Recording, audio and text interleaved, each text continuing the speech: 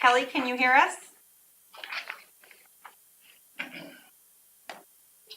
she hear us? Kelly, can you hear us? Yeah, now I can. Okay, perfect. Perfect. All right, thank you. Welcome, everybody. I'm calling to order the November 6th meeting of the Polk City Parks Commission. Can I get a call or a roll call, please? Yes. Oh, yes, sorry.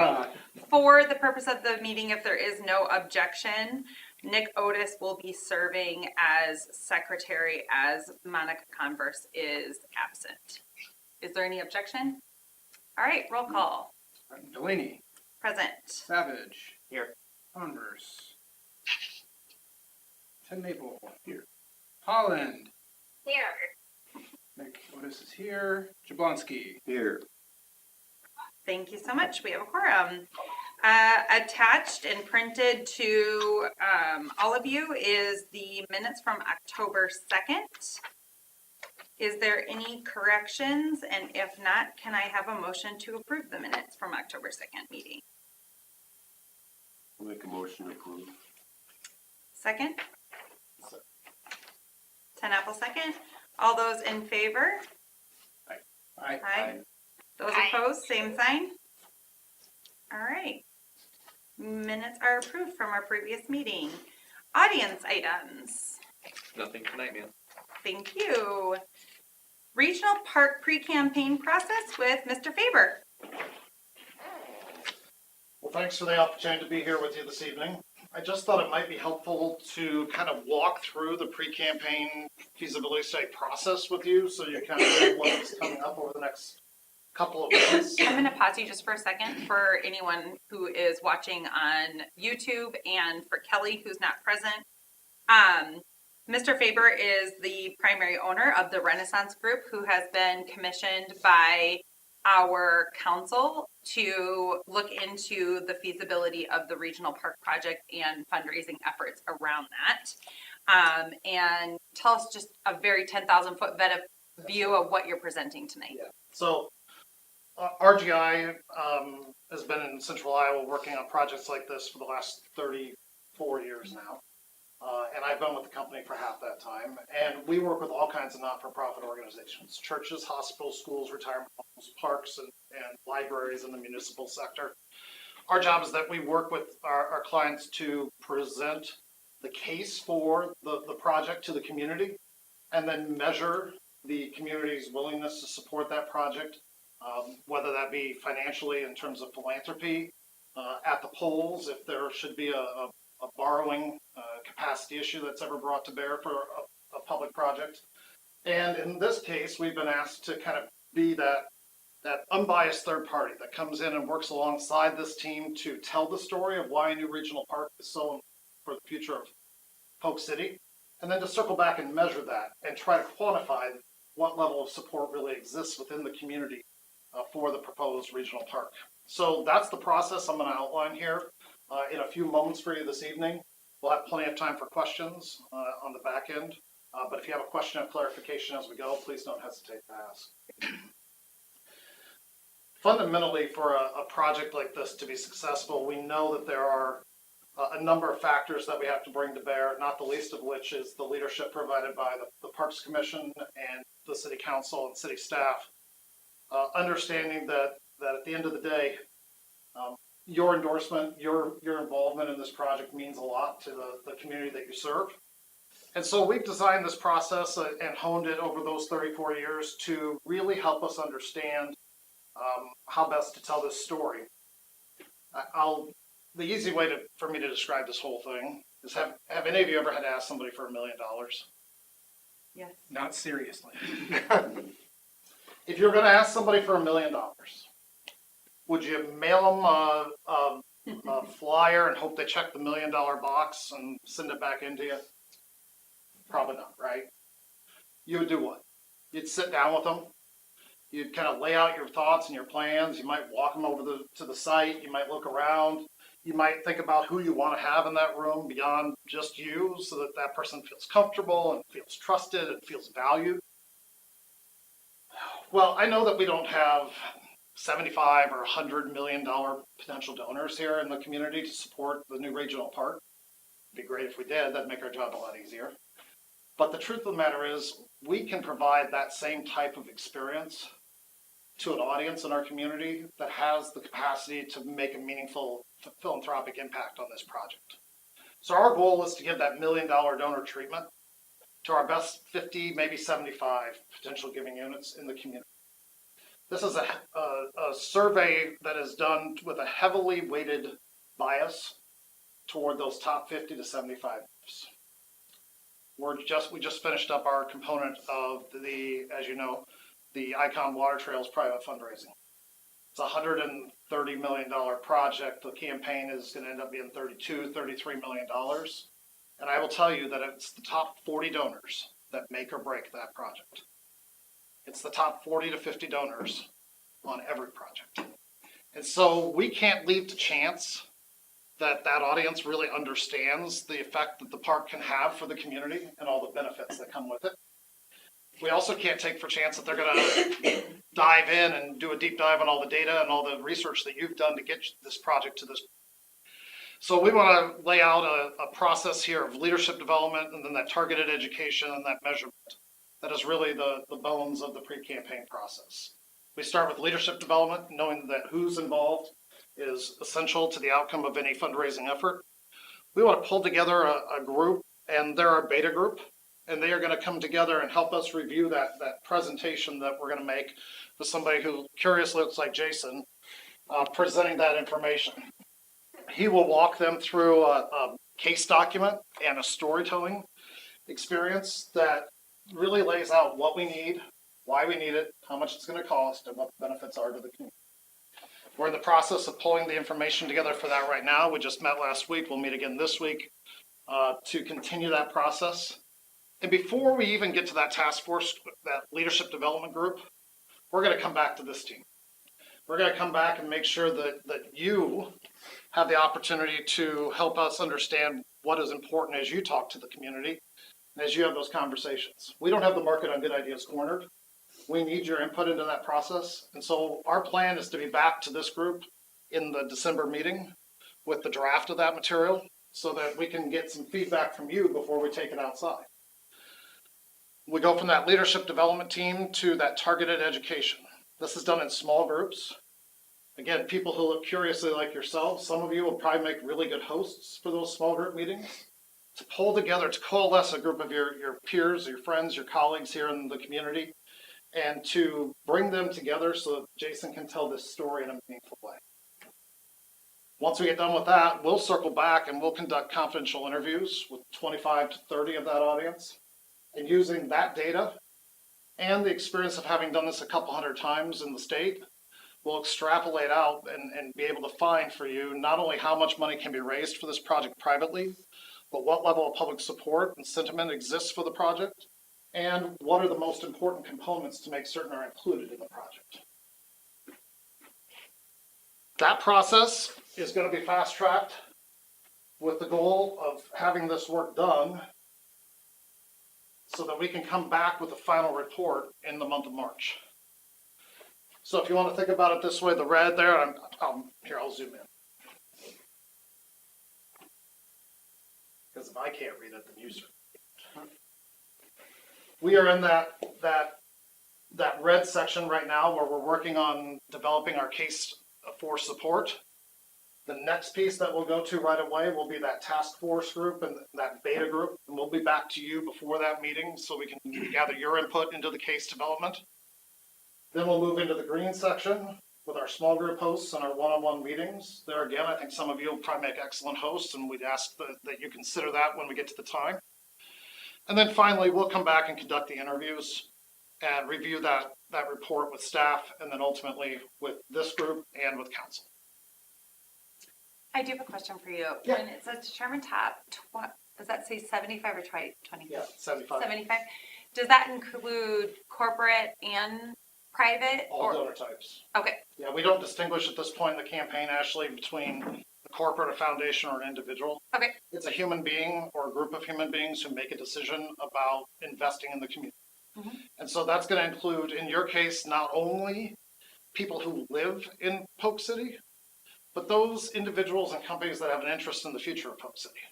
right? I mean, so there's some obvious ones there. You know, you think about developers as an example, right? I mean, we know that they have a vested interest in how this community continues to grow and evolve.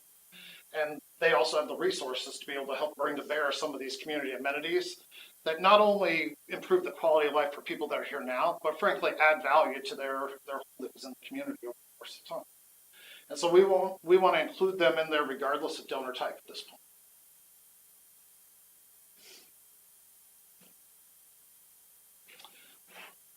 Jason, what did I miss that I should have mentioned? I don't know if it did.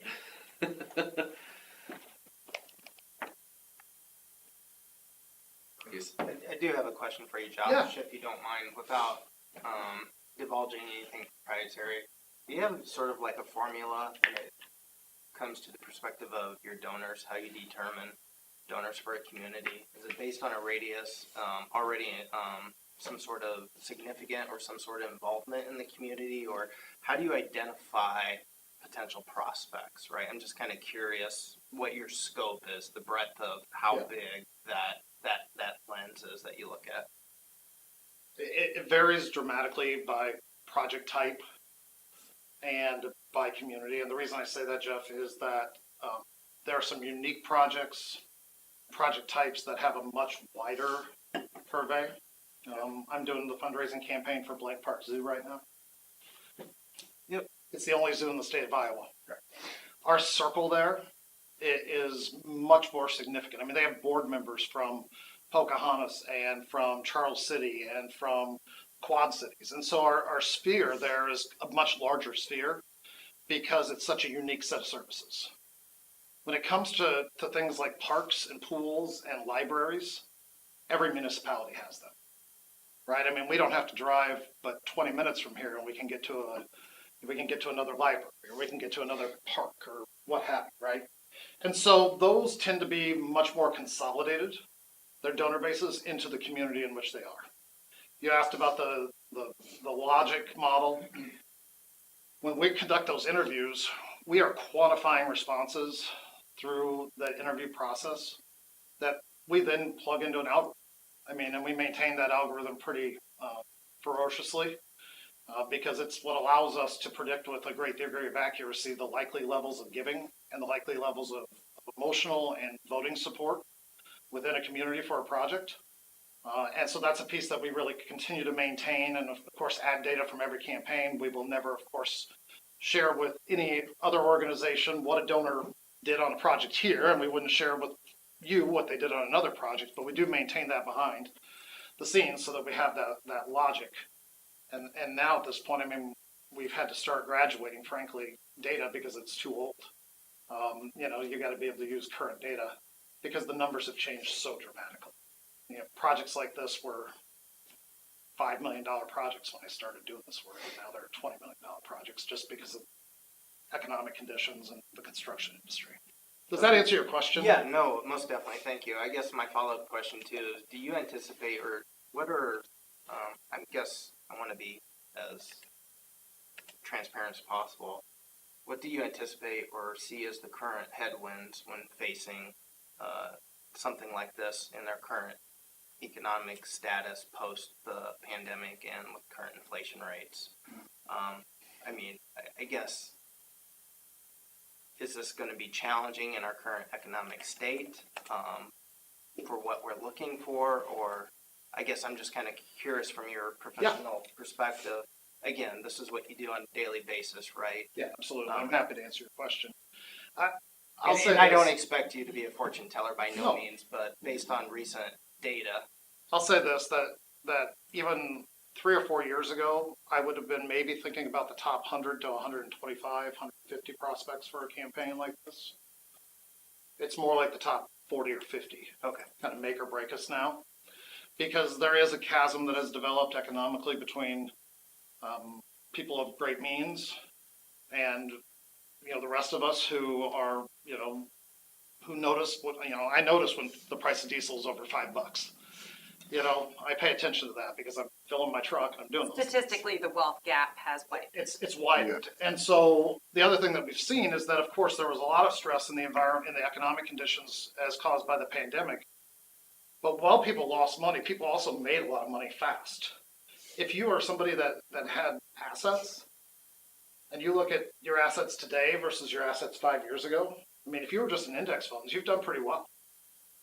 And so, you know, I mean, you've done pretty well and you've been able to keep up with that inflationary pressure and you're a little more immune to it. And so what we've seen is we've seen a steepening of the pyramid of gifts. You'll see, I'll just grab this one. You'll see things like this. I'm holding up a scale of giving, we call it, which is you need this many, you know, in this case was a $4 million campaign. So we needed one at 500,000, we needed four at 250. Frankly, that's gotten steeper. We need to raise probably 75% of our money from those top 50 donors, which has even greater emphasized the need for personal connection and that small group and one-on-one modeling, so that we're not leaving to chance that those people that have that capacity, whether they, again, be individuals, foundations, corporations, we have to have those because there's simply not enough volume at the lower end of the giving ranges to be able to make that up. Thank you. No, that kind of correlates to what I just seen personally.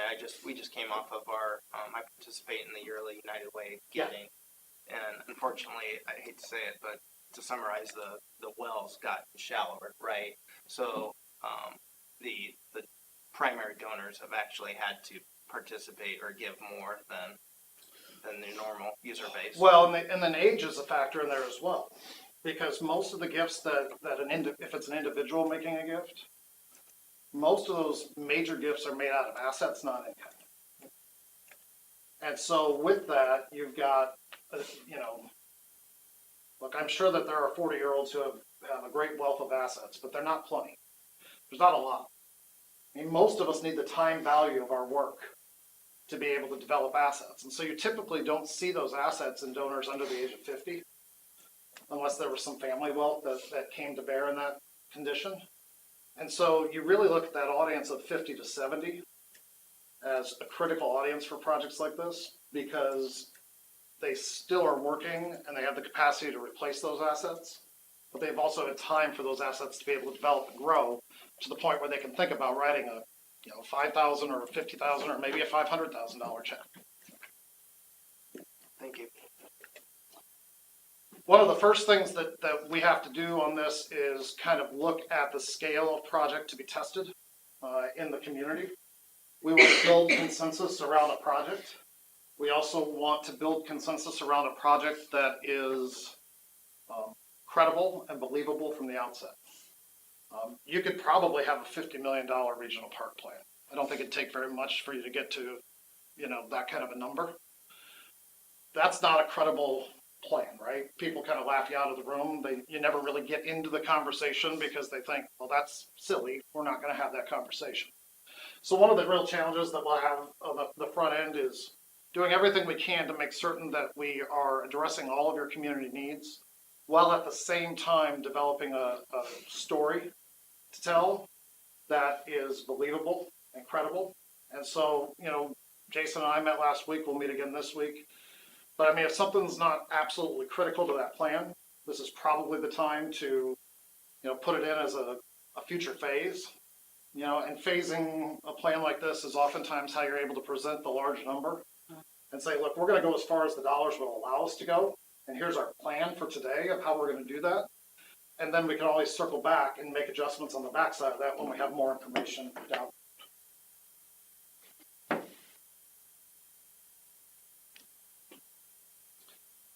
Chelsea and Jason, anything else you wanted me to proactively address? Any other questions for me?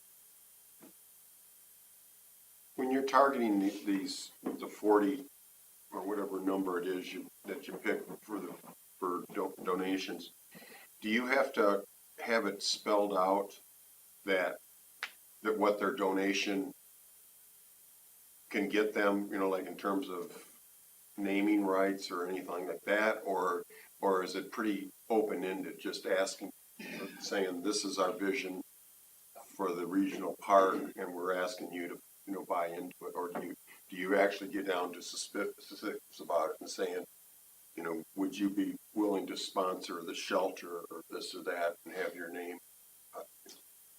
So I'm gonna say that for the majority of that audience at this point, we're not getting into that level of specificity. And the reason for that is we're not asking them to write a check. We're asking them to give us an indication of the level of support that they'll provide. But a campaign would be the next logical step behind the pre-campaign process. And at that point, we absolutely have to be able to present them with those options such that we can, because again, you don't want a park that looks like the side of a NASCAR, right? You don't want every little thing named and what have you. But at the same time, we'll develop recommendations for you, Larry, in our report about what level of named recognition is appropriate. Also know that in today's day and age, named recognition is not perpetual anymore, unless something is really generous and you wanted to make that move. But I mean, even at the collegiate level now, university level, you've got to be in the $15-20 million category before anything's going to be perpetual. So these are more terms because, I mean, what's going to happen, right? Well, you're going to build beautiful ball fields or soccer pitches or whatever the case might be. And 20 years from now, we're going to have to redo them, right? I mean, they wear out. The things need to be replaced, and you might have to do another campaign down the road to be able to do that. And so we tend to try to line those things up with their, essentially the depreciated value, so that we make sure that the time that we need that asset again, so we can go back to a bank and say, hey, thanks for all you did for the last 20 years. We need you again now for the next 20.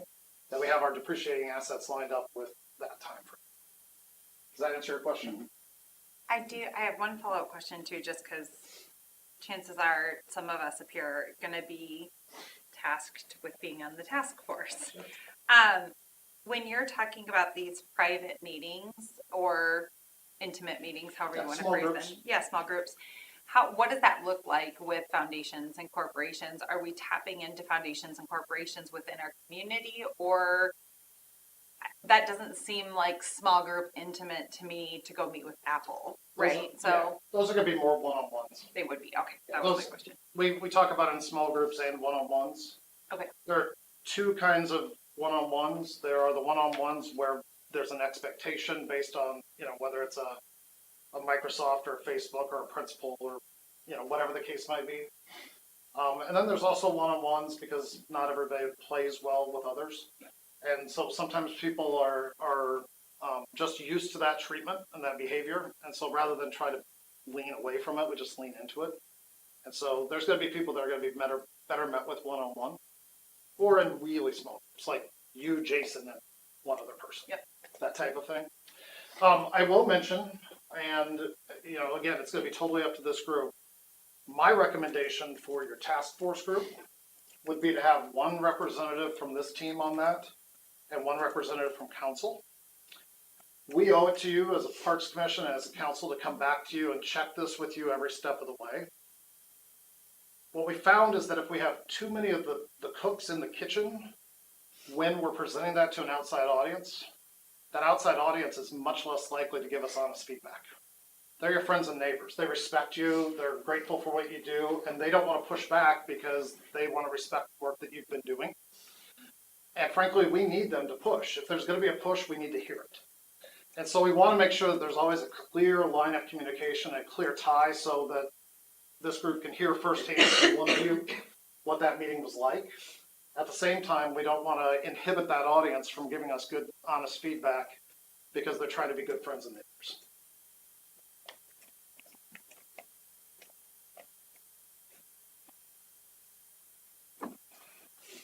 So we're going to plan to see you again in a month. In the meantime, is there anything we can do? Not this second, but we're going to put you to work, and we really are grateful for the opportunity to work alongside you on this. If you have questions as you go, we're in more than weekly contact with one another. Please don't let something sit unanswered. If you just have a quick inquiry, shoot Jason a note. He'll get me. We'll get you looped in right away. Okay. Thank you so much for your presentation. presentation. Thank you. Absolutely.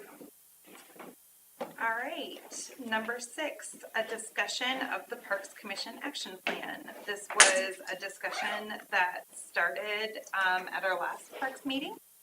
And we voted to have like a further conversation about A, whether or not even this is something we want to pursue, and B, what that may or may not look like as we pursue it.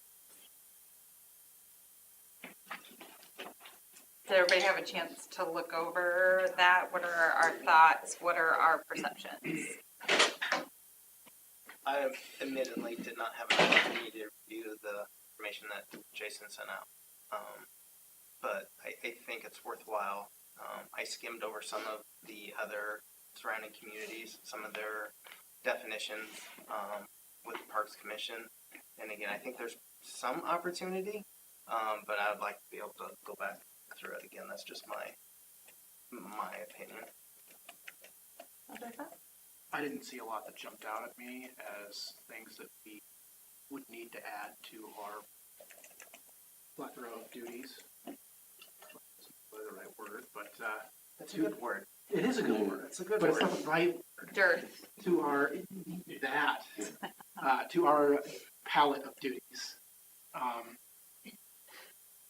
Interactions with tree boards, nice but not necessarily necessary. We don't really handle any of the actual funding stuff. I think that's actually better left with Jason and council as day-to-day. So, yeah, unfortunately, I didn't see a lot from those surrounding communities that should be added.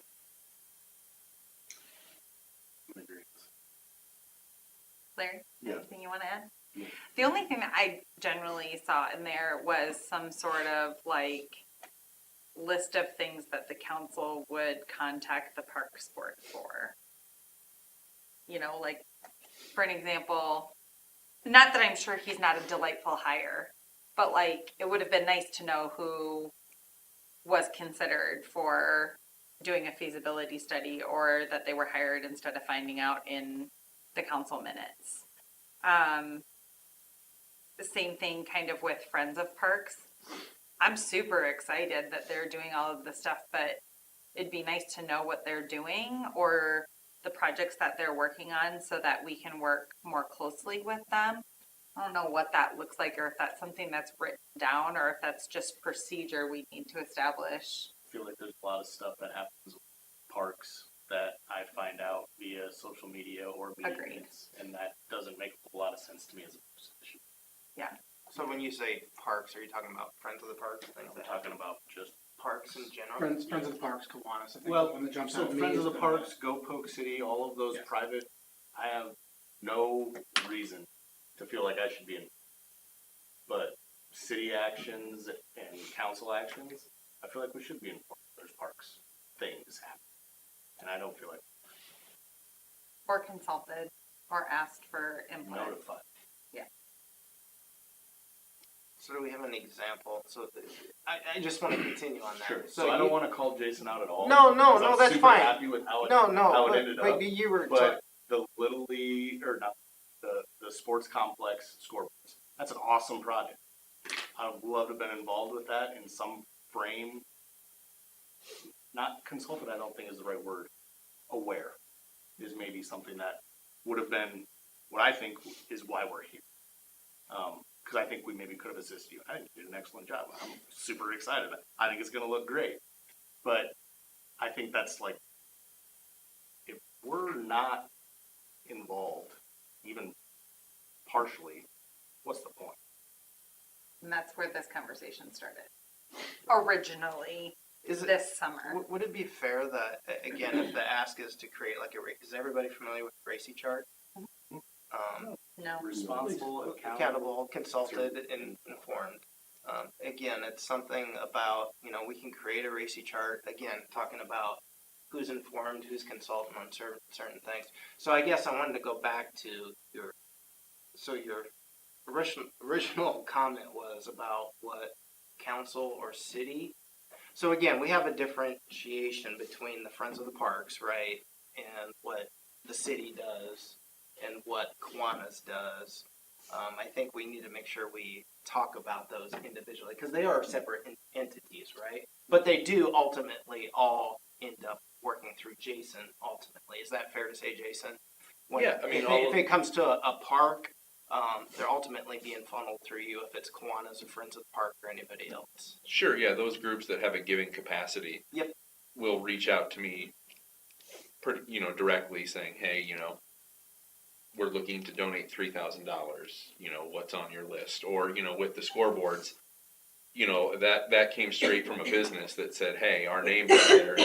We'd like to keep it up there. How can we make it look better? And so that took off hot. But yeah, I mean, it's people that have giving capacity that kind of reach out. And, So how do we engage those people? Super happy that they're coming to you.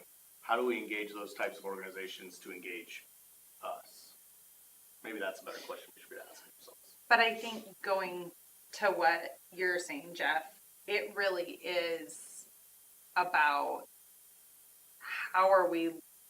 do we need to be consulted or just informed? Well, Do that's we the need thing to with the be Racy chart. responsible You for only something? have one account, ultimately, right? You're familiar. So again, Jason would be accountable for that, right?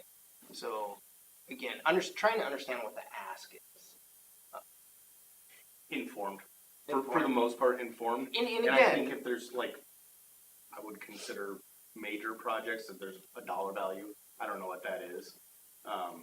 But consulted definitely with a dollar value threshold. So I'd like to think if a sponsor, a donor, somebody comes with a specific project that they want to do, that should be handled that way. But if Friends of the Parks has a pool of money that's not necessarily dedicated to a project, that's the kind of thing I think I would like to be brought in on. I think to your point, somebody saying, hey, we want to donate X amount of dollars. Something that could have happened or could happen in the future is notification, informed. Okay. We have different interests outside of this Parks Commission that maybe have interests that are aligning with certain projects. We could then, hey, there's a sum of money out there. Can we do any of our own fundraising and get on with that project to support it? Because we have tons of private organizations in the city that do a ton of philanthropy around this city. If we could combine efforts with all of the different organizations towards certain things, when it comes to project-based funding, a little helps, but a lot better. A lot of funding rarely hurts projects. I guess I really want to understand what your ask is, Darren, because we had someone come, right, to make a donation for the scoreboards, right? correct. And so I guess what's wrong with that? So my understanding is 2 scoreboards, correct? Replacing the 2 current? Correct. To use this example, there's 4 fields. Oh, We maybe could have found funding to do the other 2 fields as well. In the same vein of project, using the same contracting firm to do the electrical work, construction work. Typically, a significant portion in that type of work is getting the people on site. got it. Once they're there, we're paying for labor and material, but we're not paying for trip charges. We're not paying for equipment to be delivered on site. We're not paying, it's a 12-hour project, so it's 2 days. If we had another 4 hours. Now I that's understand I'm what you're getting at. saying. It's like, Well, and I want to go back even further from that too, because we also created a list of priorities as a commission and said these are the things that we want to dedicate budget allocations to, time and attention to. Scoreboards were on that list at the regional park, but one of the questions we asked about that was, is that how those fields are going to be used long-term? Or if the new regional park gets passed, are we investing in scoreboards and spaces that are only going to be practice fields? Like, we didn't know the answer to any of those questions. I'm not saying we should have said no to this funding, but I'm in agreement with you. Like, what's also the long-term plan? And according to code, it says that we're supposed to be consultative and advisement body to the council. If we're not informed, I don't know how we consult or advise. So again, I want to kind of separate the city council thing that you're talking about and the scoreboards. Those are two separate issues. Is that fair or not? I believe so. Yeah, so, I mean, that happened outside of a council decision or something else, correct? Okay, so that was something, again, entity came to Jason, said they wanted to make a donation to replace the scoreboards, and that happened. So I guess, Darren, from your perspective, you were asking that, you know, hey, if we would have been consulted, we could have potentially looked at an opportunity to do more. If we could have raised more and did kind of an economy as a scale type sort of thing. Or if we had already tagged that as a priority from the budget we've been given for parks by the city council, there is allocations tagged for that. And if those are the priority that we submitted and advised to the council, they agreed and it was passed to put in to the future budget plan. We step in and say, hey, council, now's the time to look at spending those dollars. So I'm not saying that that's totally separate. I'm saying right now it's totally separate.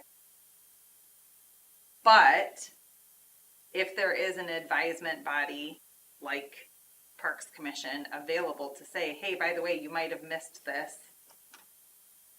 We want to advise you that you take a second to spend those dollars because these people are going to be on site, because it would be the best thing for our buck. Kind of like the water tower instance, right? Like, we're making the best use of having land, not excavated, what's the word I want, graded.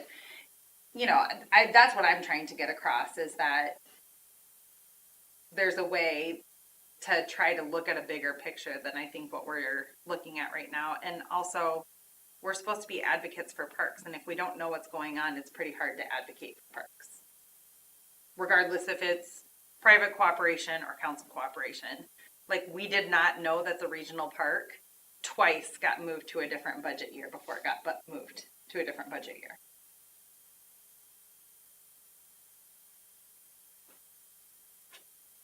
So to kind of circle this back around, if I may, again, talking about the action plan here. So again, actually, if I may, you were the one that kind of originally spearheaded this. So I guess what I've heard from Darren is his perspective. He wished we had more of a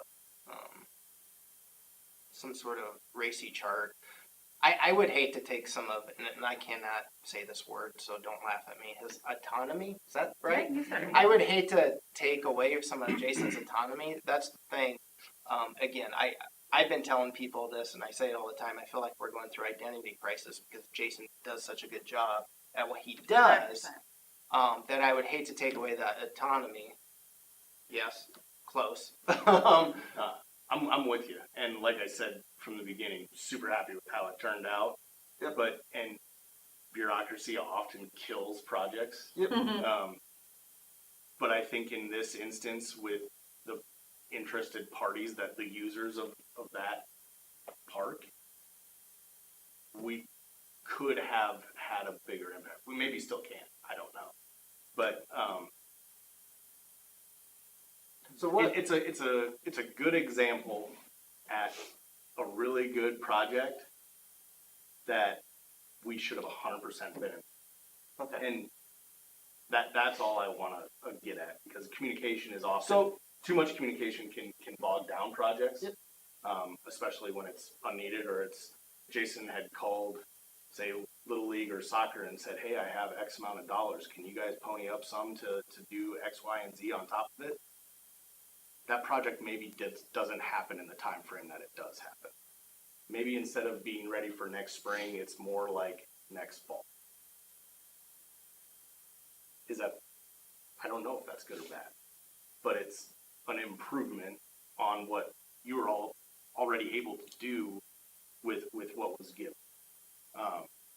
I think the point, to go back to the action plan, is our job is to advise and suggest to council, and not to sound like a broken record because I hate people do this, but without information, it is impossible to advise and suggest. And that's where I get a little bit bogged down. I love seeing things happen on social media, council meeting minutes. Things are happening. but I feel like if we're not informed and involved in some of those, maybe not even the decisions, but the minutia to make the decisions, am I just donating a couple hours a month? So I don't want to put words in your mouth, Darren, but it sounds like you're not saying inform, it's more consult. Sure. Well, I mean, there's a Our difference. job is to consult and advise. and Well, if we're no, not I informed- guess take your and tell me if I cross any bounds here, Mr. All the legal stuff. But as being from the Little League perspective, right? You wish that Jason would have consulted you and said, "Hey, we're looking to do this." That way, you could say, rather than, "Hey, we're doing this," and you have no, because informed is this is being done. You have no other course of action. Whereas consulted is, As someone who's severely interested in having scoreboards at those parks, if I knew there was outside interest to support it, I feel like we could have garnered more support. So if I was informed, I could have then consulted another entity and made another informed decision to increase funding, to make a project maybe a little bit better, maybe a little bit slower. You could have taken on the role of responsibility to expand the project. Sure. And I'm just trying to use no, the that's same terms. fine. Yeah. And I feel like we've kind of, I don't know, have we kind of, Well, I think ultimately what this goes back to is this action plan stemmed from the council saying, yeah, we don't actually know what you're supposed to do. I mean, that well, was, This is a microcosm.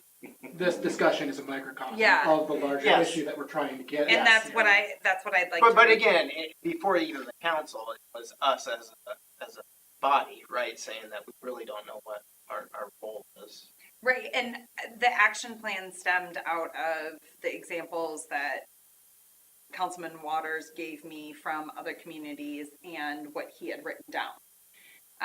But when we left that work session with council, they said, why don't you guys come up basically with a RACI plan or a outline of roles and responsibilities, and we'll discuss it and come back to you. Again, the goal was not to change code. It was not to change laws or anything, but just to give us an idea of how to proceed as two bodies. I don't know that we have that yet. I don't know what that looks like. I don't know how deep in the weeds as a commission we want to get. To me, deep in the weeds is creating a mission, a vision, goals, action steps. That's weeds. We can also look at a 10,000 foot picture of, hey, if it has to do with parks, council, we'd really appreciate if there's a priority of someone contacting us. Hey, I don't know. Or we just step back and say, we'll deal with what we have and what's given to us. And if that isn't anything, then we know it is the donation of a couple hours once a month. I'm fine with whatever we decide to do. I just don't know that there's a lot of clarity around what we are supposed to do or how we're supposed to use our role to influence the development and success of parks in Polk City. With the city council, this, to me, the frustration is, give us your thoughts. Okay, so again, if we're not informed on decisions or possibilities, I can't give you my thoughts. If city council or other bodies are going to be doing something that's impacting parks positively for the most part, I mean, seriously, positive for the most part. If we can make that better, great. If we're aware, more the better. We might be able to make it better. But if we don't know about it, it's hard for us to have any knowledgeable discussion on it. And that's where that's why I'm here, is I want to have feedback from the community, bring to here that feeds its way to the city council. And I don't know that the message that I'm receiving is what they're intending to send, but the message I'm receiving is, we're making decisions, you can read about it in the minutes and discuss at your own free. So maybe that's a question for the two of you, and I don't know this answer. How often are things considered by council prior to them being put up to a vote that there would be a time period to give us information to be consulted versus they get the information and vote that night and there's no period of consideration. Does that question make sense? It does. What else are you referring to other than the scoreboard? The selection of this company to do the feasibility study. Our suggestion was to find one, right?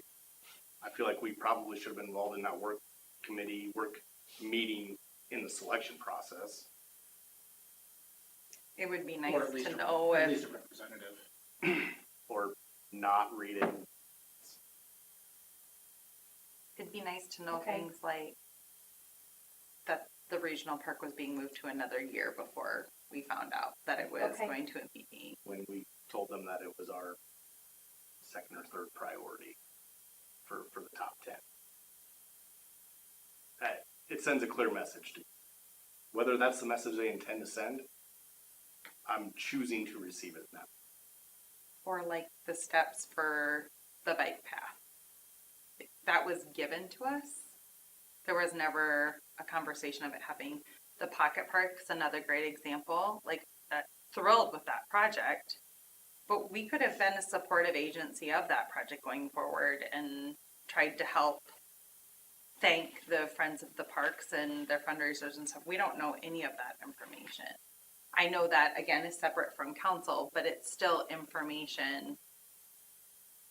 There just isn't a streamlined way that we're informed, and that's okay. I mean, if that's not our role, that's okay, but when we asked council what our role is, they told us, I don't know. We don't know, or there isn't a clear defined role. So I guess that's kind of the actual question I'm asking. Is it even possible with the timelines that council has, because of course I've never been on council, to consult the Parks Commission or ask for input and feedback from us? Or are those things presented to them and then they're passed? Yeah, I think it depends. It depends on how quickly you want to move something along. I would say we work on something with enough time in advance that it could probably come before the Parks Commission. I'm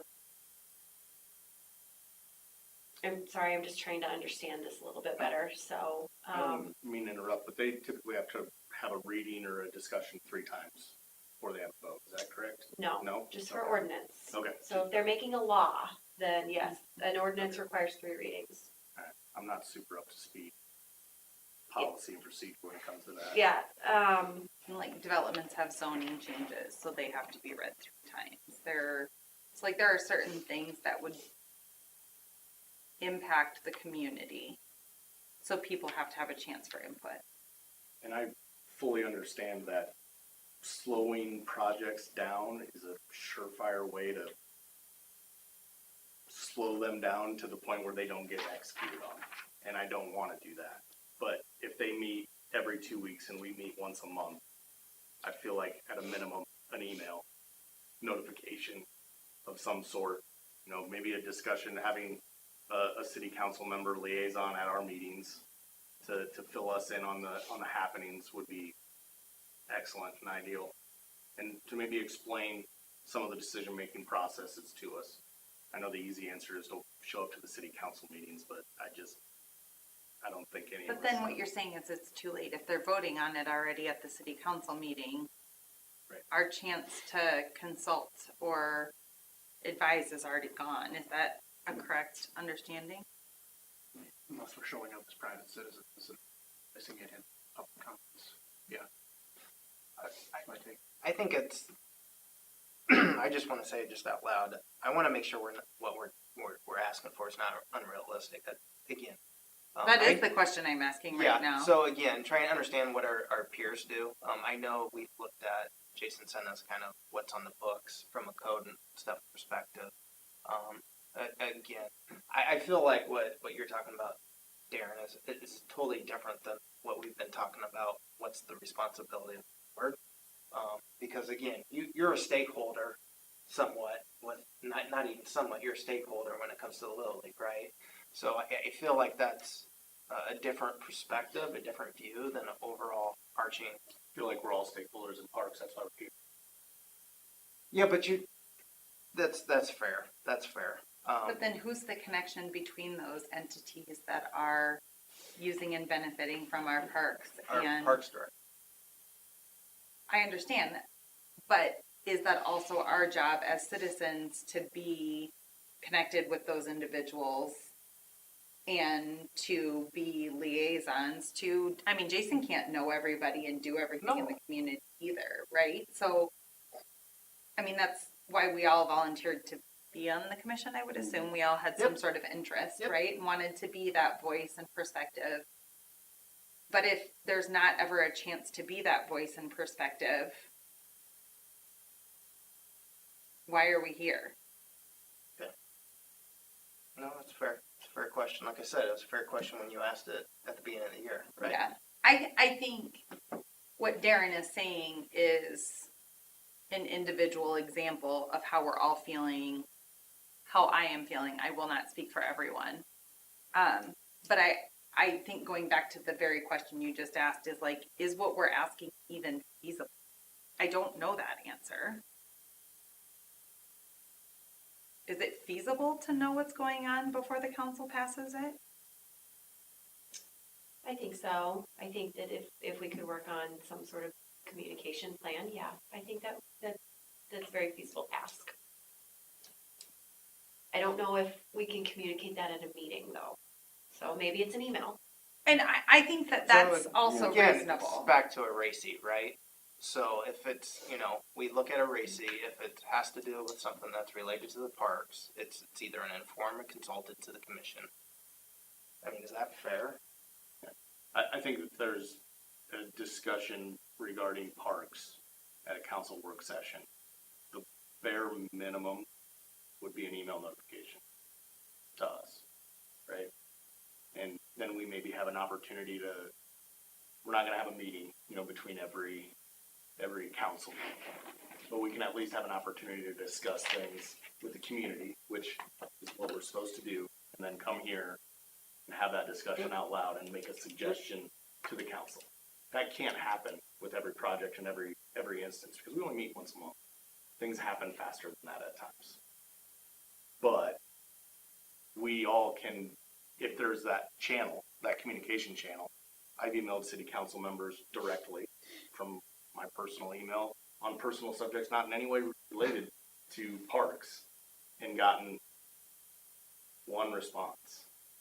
So maybe I'd have better luck as a Parks Commission member. I don't have from my personal email as a Parks Commission member, I question that. But if we don't have a channel to have a discussion electronically, which is fast enough, then how frequently are we going to be tapped for our suggestions and our advice? Can I ask a question, just since it's out there? And I don't mean to beat a dead horse on this. I think we all agree that 2 new scoreboards is fantastic. Now, my question is, and I think you've clarified it pretty well, Darren, that with this cool opportunity, perhaps there was an opportunity missed about something larger. I agree there. My question is, okay, I have an entity come to me saying, I want to give you X number of dollars for Y. And it's very tangible. It's not, hey, Jason, I have $5,000 for the parks. What would you use it for? I mean, when they're very much like, I want to give you this for that. Where's the discussion?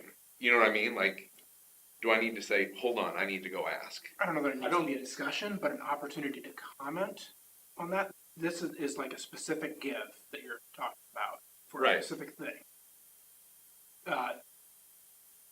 Just shoot us an email and let us know that this has been offered, and then we either have a comment about it that changes something. What's Or the doesn't. purpose of the comment?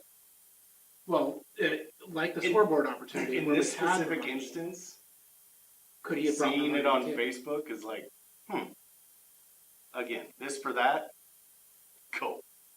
But, hey guys, I just got some money to get two scoreboards at the park. It'll be posted later today. Okay. Got it.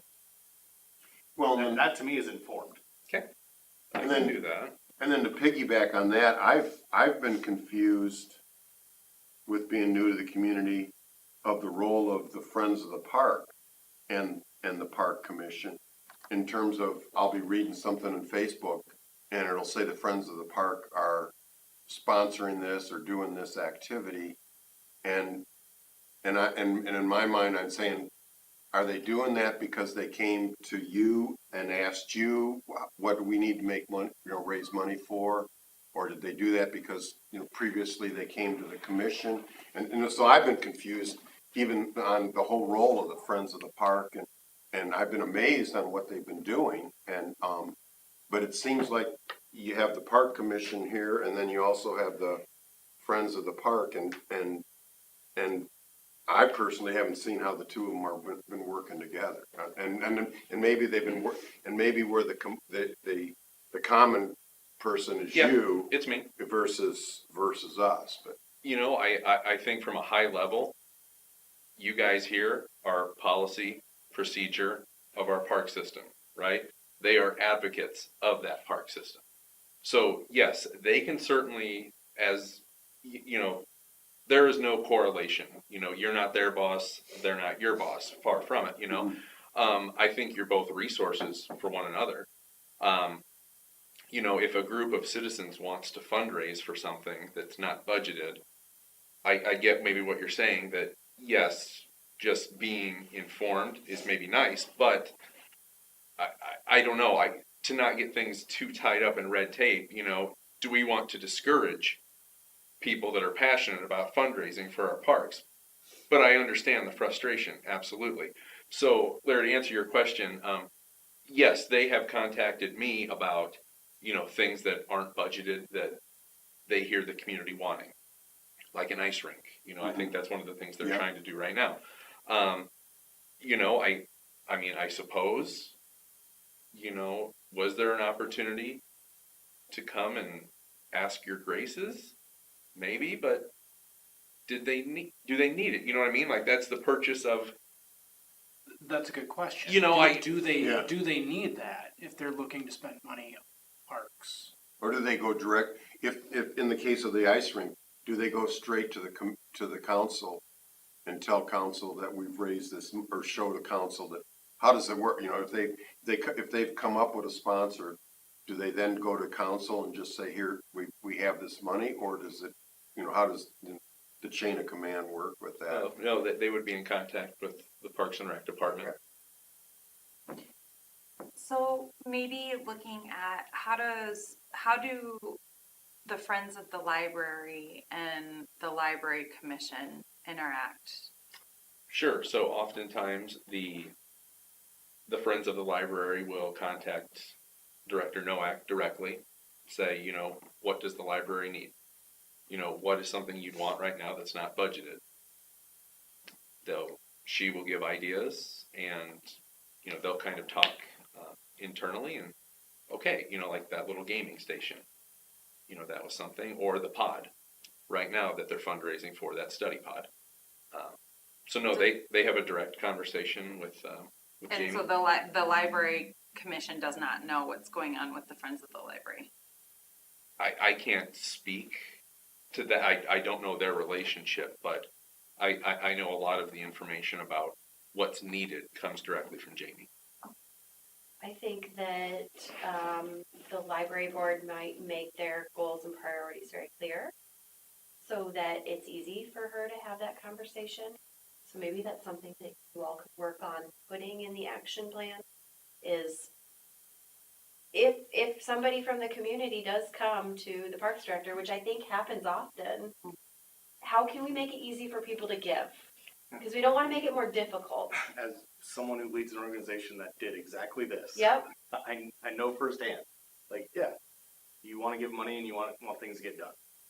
I have no issue with that. I encourage it. So why doesn't the commission though then work on we laid out a list of top Okay. 10 priorities. And the scoreboard was one of them. Correct. Okay. I'm not frustrated at all about scoreboard before getting done. We'll make it abundantly clear. I'm You super didn't- happy about it's- it. But it's an example of communication knowing what was rarely going on. hurts. And I don't want to get too down, like, I don't want to, it's not a problem. I'm super happy about it. I'm excited to see it in action.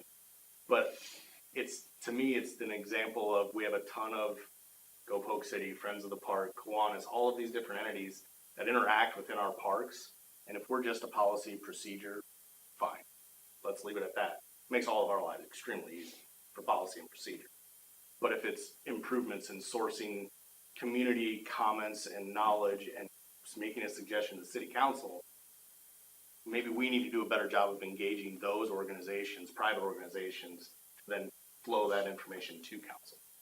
If I may though, so you talk about like the Friends of the Park and Kiwanis or whoever the entity is.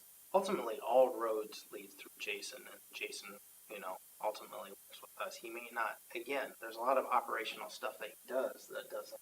So that's why I'm still struggling. I'm not trying to be difficult or combative. I'm just trying to understand. Again, the community's trying to give. They ultimately all go through our parks director. I'm trying to understand what the challenge is. It'd We're be trying different. to understand what our role is in the advisement piece of that. And if Maybe our role is no role. Maybe that's it's just what we're asking. maybe it's just the procedural. I think that's what we're all trying to say. Yep. If that's the answer, there is no role. I don't think any of us are saying, no, give it to us. I don't think anybody and I can speak for Kelly, even though she might not be on the phone or not, because I've had this personal conversation with her. If that's our role, I think that's fine.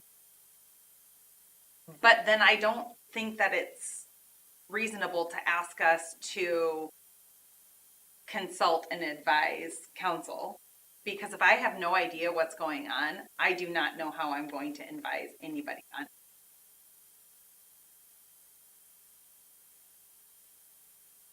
That's my personal opinion.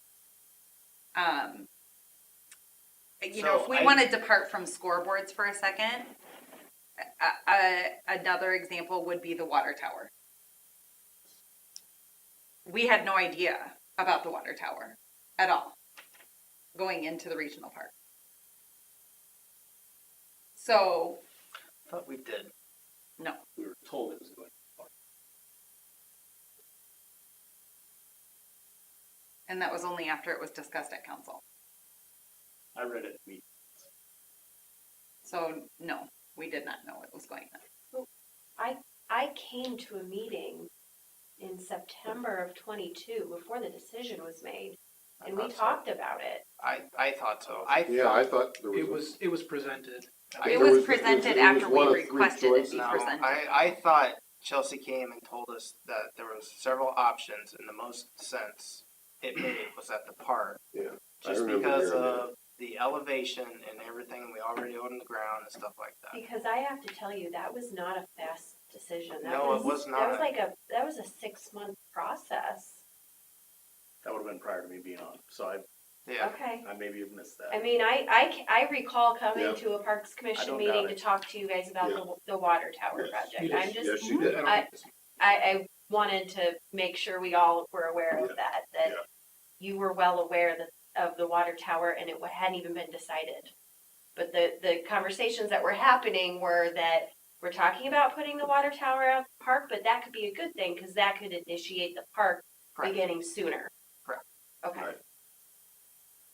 I would have to go but I'm just trying to give an example of trying to think of another one off the top of my head at this point. The only one I can come up with right now is changing the regional park to a different fiscal year. And again, I want to make sure we're not trying to overreach our authority too.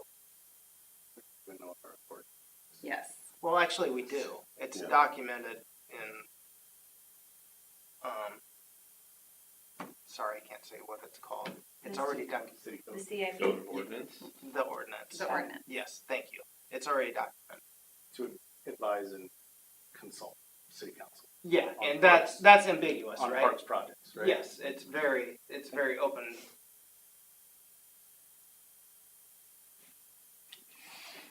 So again, I feel like if we come back to having a RACI, that if there's things related to the parks of any sort of substance, we have a consultant and a forum.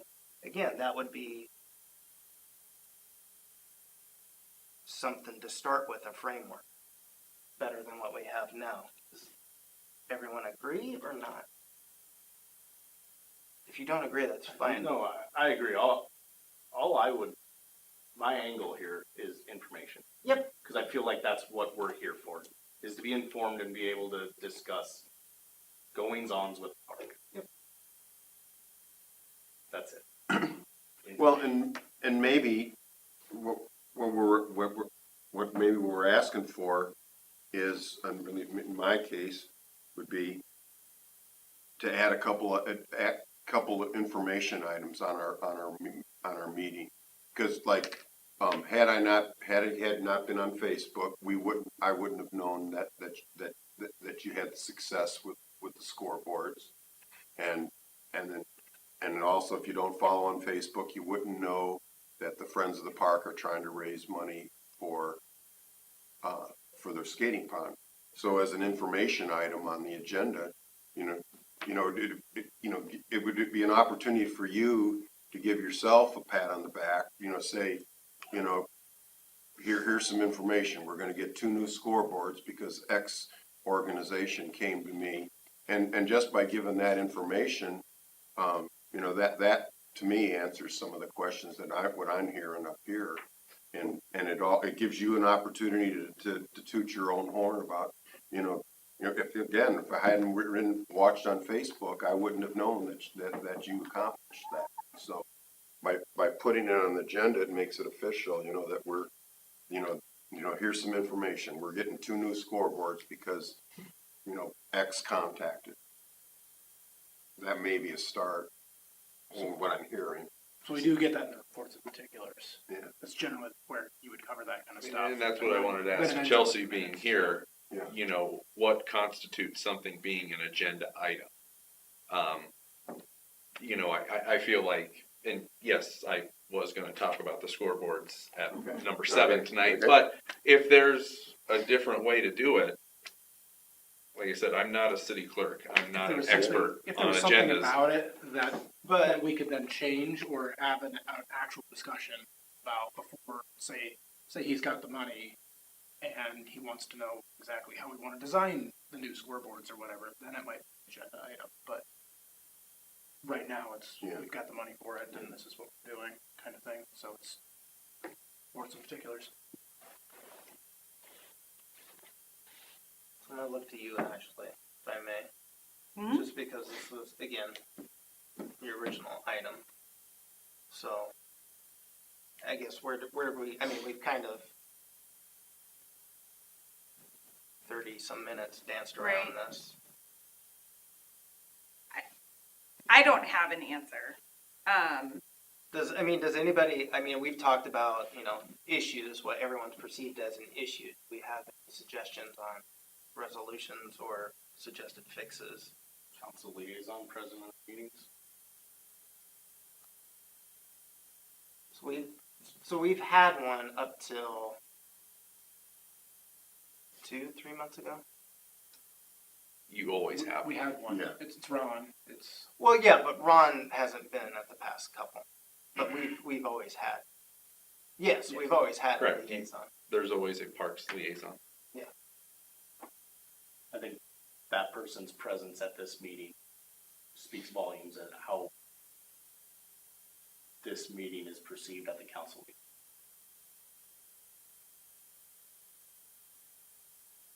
I think. Do they I read think- our, I think a do they question- read our minutes and say, yep, looks good? I think Or a is question someone for- here, I don't know, Jason, you probably advocate for our thoughts and feelings as well when we discuss those things, but what's the point of having a liaison that's not present at our meetings? They could very well be mentioned, that's fine, but are they? I don't know. On that vein, does a liaison regularly skip a P&Z meeting?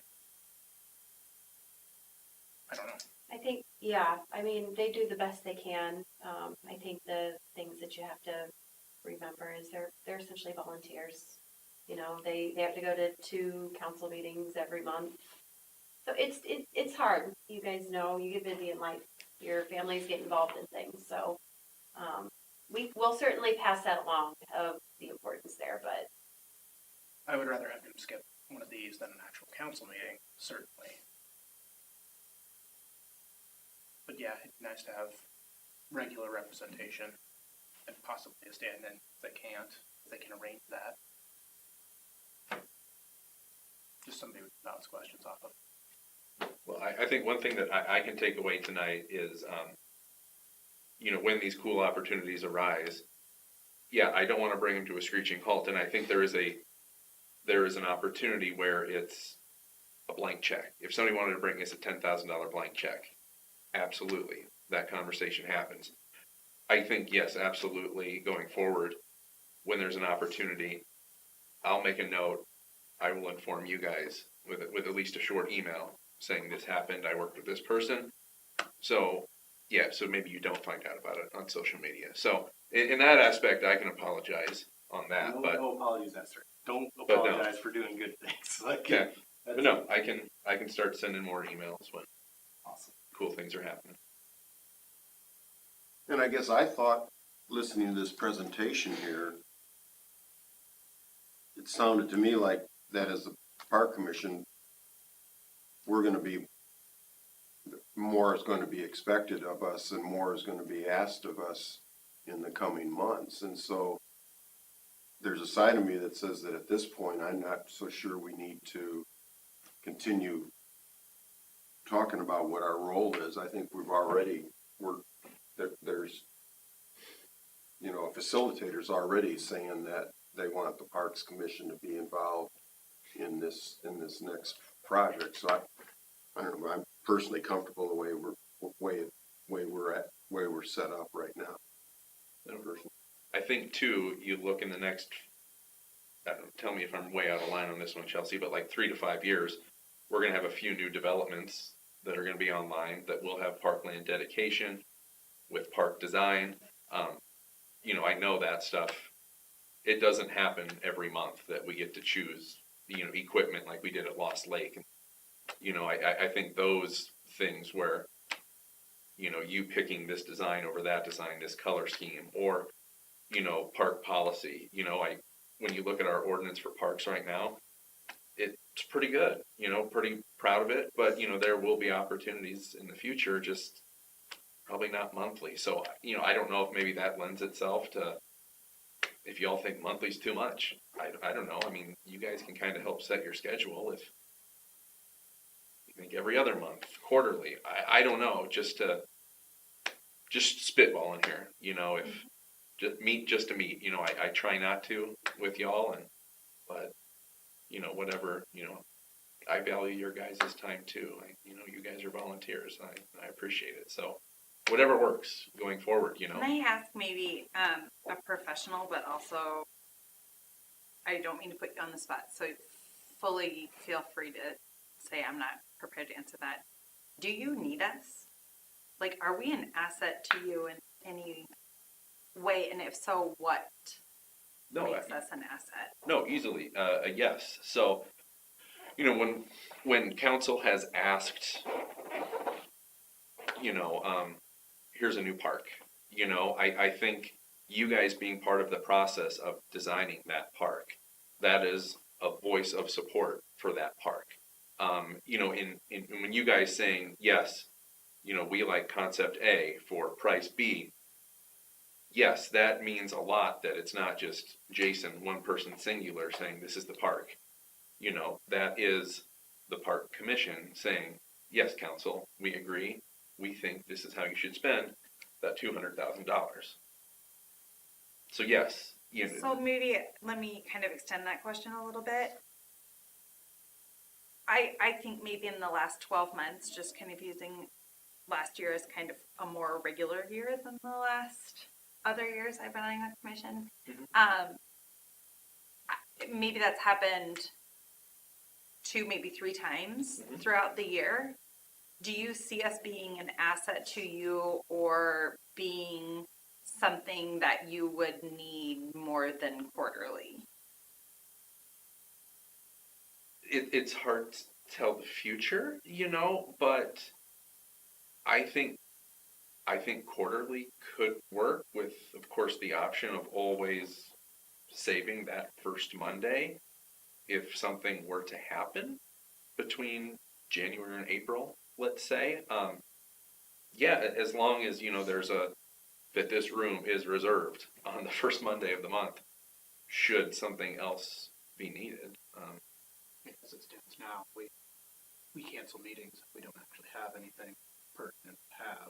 I know, but like reading a report or the financials, if we had a quarterly meeting and that was the main item, we can move it to the quarterly meeting, or is that something that needs to be? I guess that's what I'm trying to get at, right? So if we go back to the root of all of this, which was the question of what's our role, right? What does it look like to consult and advise the council? If it really is only policy and procedure, what you're saying doesn't matter, right? I mean, I'm being honest. No, 100%. That liaison piece, that input piece isn't really there. And I'm also in the mindset of, if Jason doesn't need to send regular emails because there's no reason for us to know ahead of time other than to know ahead of time, that seems sheepish to ask Jason to send us all emails. I'm trying to be realistic.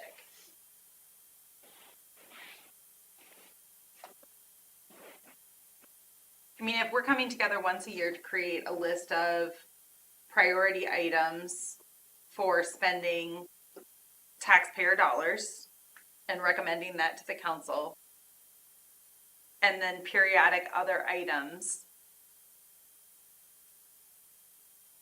that's a very different perception than what I thought I would be doing on Parks Commission. But I'm also okay with that. The town is growing and changing, and if that's what the role of the Parks Commission is, as we've been able to bring on more staff, that can be of an advantage to the community because you can move with greater brevity. Whatever the role is, I just want it to be clear. I understand it's in code, but what that translates to as far as our actions has been very muddy. And that's what I'm trying to understand. On the other side of this dais, I share your opinion. Yeah. I feel like sometimes it's muddy water. So yeah, I don't disagree with anything.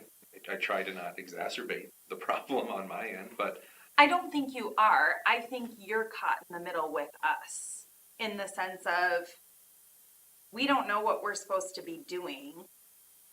And I'm emphasizing the word doing. We don't know what actions we're supposed to be taking other than rubber stamping. And if that's the action, I don't know that there's a rationale for having the Park Commission meet more than quarterly. If there is something else we're supposed to be doing, that's where this action plan originated from, of here's what we're supposed to be doing. I feel like I've just done a backflip because I am exactly back where we started almost a year. So I guess that's maybe what we send to council through either one of you. I don't even know how to send a message to council other than our minutes of them meeting, which to me is confounding in and of itself, that we don't know how to communicate with them and they don't know how to communicate with us. Or maybe they do know how to communicate with us and it's just not happening. I don't know. Regardless. Maybe that's what we send to council. We don't need an action plan if we're not doing anything. I guess I will speak up. So, from my perspective, I guess I'm comfortable with what the role is. I'm here to, as you said, rubber stamp. If Jason needs to bounce something off of us, have conversation, I'm fine with that. That's what I'm here, to consult and provide dialogue. I also feel like again, from someone that actively goes, and not saying nobody has, but I do go to city council meetings. I do go to working sessions. I do hear Jason represent the parks. I've heard Chelsea talk about and represent the parks. Again, I'm comfortable with this configuration myself. Right now, it's not sexy and cool. Like, we're not, like Jason said, we're not doing things all the time. But there's going to be when we start building the park, or we have, the regional park, or we have other parks. I think we have to take the bad with the good when we get it. And again, I will say from my vote, I'm comfortable with the way things are. If there needed to be a change, I would think we would have found that by now. I'm okay with altering the cadence on how frequently. But again, this is a procedural type of body and a procedural type of things that we do. I feel like we're trying to find more stuff to do to be more engaged and involved, and I don't know if that's what this body needs to be doing. So that's my 2 cents. And I disagree. Like, I'm not trying to find any extra work. No, I didn't I'm say trying extra to work. understand, Yep. or extra responsibility. Oh, yep. I don't feel like we're a consultative body. We consult with Jason. Right, but like, And I then don't Jason feel like that works- goes both ways. I don't know what council's doing with parks. But Jason, we interface with Jason, who interfaces with the council. I understand, but I still don't feel like I have a sound understanding of council until I go to a council. So again, it comes back to, I'm a broken record, the RACI, right? The consulted, the informed, more information. But why does the information matter if there's no reason to have it? Do you understand what I'm trying to say? So why does the information matter? If there's no option for consulting ahead of time or the chance to give input, why does the information matter? Well, then- It's supposed to be something of an oversight. So then, But that's not our role. so then our ask is, if we want to change our role, then what you're saying, our ask is, we want to be consulted on everything related to parks. I'm not saying that. Okay, what are you asking? I'm asking what we're supposed to be doing, and if it, what, Okay, so you're asking what we should be doing, and admittedly, my vote is I'm fine with what we're doing, so that's what would you like us to be doing? I don't care, honestly. I Well, just you want have to have, either you want to do more, you want to do the same, or you want to do less. I want to do what's expected. Without knowing what the expectations are, I can't possibly do. That is the question we went to council with, and council told us to create roles and responsibilities, duties to give back to them. Okay, and that's fair. So what is that? Does someone have an idea, a suggestion what that is? I want to be informed and I want to be consulted. Okay. I want to have a liaison Yep. here.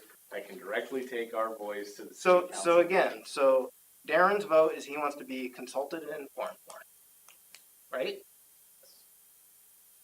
Which I've said for 45 minutes, and I agree. I've been saying the same thing all along. Yeah, right? So what, I'm fine with the way things are. I would agree, probably having, I would not disagree with that. What would you like? Well, I would like the same thing and to be able to give actionable feedback. But again, So what kind of tangible is that deliverable? We need deliverables, right? Tangible deliverables.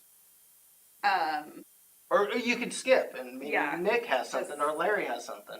I just feel like we want something, but we don't know what it is. Darren knows what he wants, I would love right? to have the opportunity to consult more on things that happen and money that gets spent. And I fully recognize that there are times when that is not practical, when there are small dollar amounts that are well below what we're doing. So in a sense, I'm with you because we do get consulted and we do have discussions when there are those spends, when there are those decisions that need to be made, when we are designing a park, when we are picking out playground equipment. But at the same time, I would also, again, love to hear when things happen before they happen as part of our role as. But again, that's the balance between being strategic or being tactical in the weeds. Do you want to be tactical and know about these? When Yes. a member of the community approaches me because they know I'm on the Parks Commission and asks me questions about projects, and they know more about it than I do, then we're not doing our jobs because we're not in. Or being. That So it to me sounds is- like nope, that to me is it's embarrassing to me because I try to do my best to stay up with the council meeting minutes, read them every time they're posted. But I know there's things that are happening and decisions that are being made that aren't minutes. So can I use one example real quick? So I was in the working session that I believe Jason was there. I know Chelsea was because she presented it about this, about bringing Josh in, right? Making the recommendation to do all that. Is that something that, as a commission, we would rather have been consulted? Does that directly impact parks in Polk City? Yes. Then yes.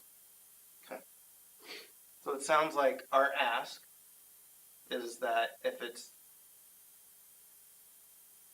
related to the parks, that If it's parks related and we can have any kind of impact, or we would have any kind of liaison role between the community, then yeah, we should know what's going on.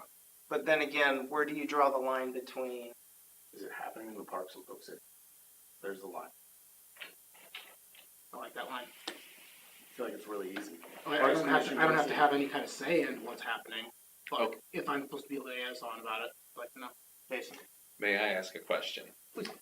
When we met in October, we talked about the regional park, what some of the next steps were. We talked about a feasibility study. We now have a feasibility study. Staff has went out and done that. We have a firm that's doing a feasibility study.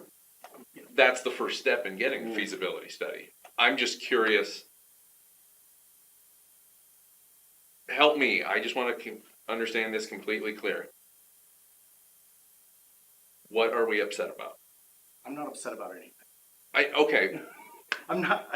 I know that you guys wanted to be more involved in the process. I think what makes sense to me, I have no experience. I've been on this board this is my 11th month. It's like 9th meeting.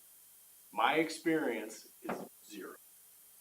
But my expectation, being on a Parks Commission board, is that my input would have been considered when selecting a business that's going to be having a great impact on the feasibility study of a $25 million project that we've identified as being really high on our priority list.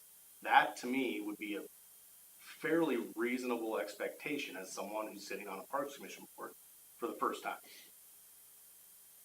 Is that unfair? It's not unfair. I will ask to what extent trying to do interviews, inviting the whole commission to it, would be impossible. Understood. I'm just saying, at what point do I say, okay, this time it's Darren, this time it's Nick? I'm just, again, I'm trying to figure this out on my side just as much as you guys are on your side. Here's the thing, I don't even know what level of specificity I wanted information, but I think at a bare minimum, hey, here are the 3 or 4 firms we're considering. Here's some of the projects they've been involved in the past. Do you have any feedback? Do you know of any of these projects? How they went, what happened, what sort of obstacles they overcome? Would I have had any feedback for you in return? Maybe, maybe not. But it at least would have given me as a Parks Commission member an opportunity to have. I don't want to be involved in the interview process. I'm interviewing people at work and I hate it. I do it all the time. But if our job is to consult and advise, again, I'm beating it. But if we're not informed, we can't do our code job.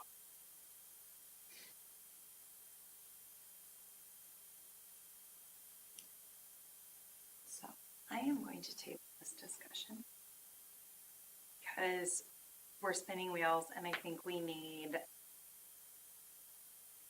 to put our thoughts together. I don't know what we need to do. That's my honest to God answer. But I think there's a lot of frustration right now, and that never is a great place to make decisions. There's no motion on the table. This was just a discussion anyway. So to table it doesn't take a motion. Is that accurate? No, you're good. Okay. So what I would like to propose to do is I would like to see if I can put some of this down on paper and send it to everyone with some different options that have been discussed, and have the discussion return with options of what do we tangibly want to do, or send to council. Yeah, I guess actually my only comment is I think we actually have to have something tangible. We have to have Correct. a clear ask. We can't be ambiguous. Our ask is we want X, Y, and Z. I guess that would be my ask. So if anybody has any tangible asks that they would like to send, please email them to me. I will put them together in a document and share them, and we can continue this discussion during the next meeting. Is that a viable option? Yeah, absolutely. Okay. Reports and particulars. Actually, Yep. sorry. Council liaison is not here. Commission, anything from the commission? Staff. Did you hear we're getting new scoreboards? No, I just wanted to thank out loud Luana Savings Bank, the Friends of the Parks, and the Kiwanis Club of Polk City. They are donating in full the cost to replace those 2 units, so that is very exciting. Also, in our attempt to connect the High Trestle and the Neil Smith, Polk City was awarded a REAP grant for that project in the amount of $100,000.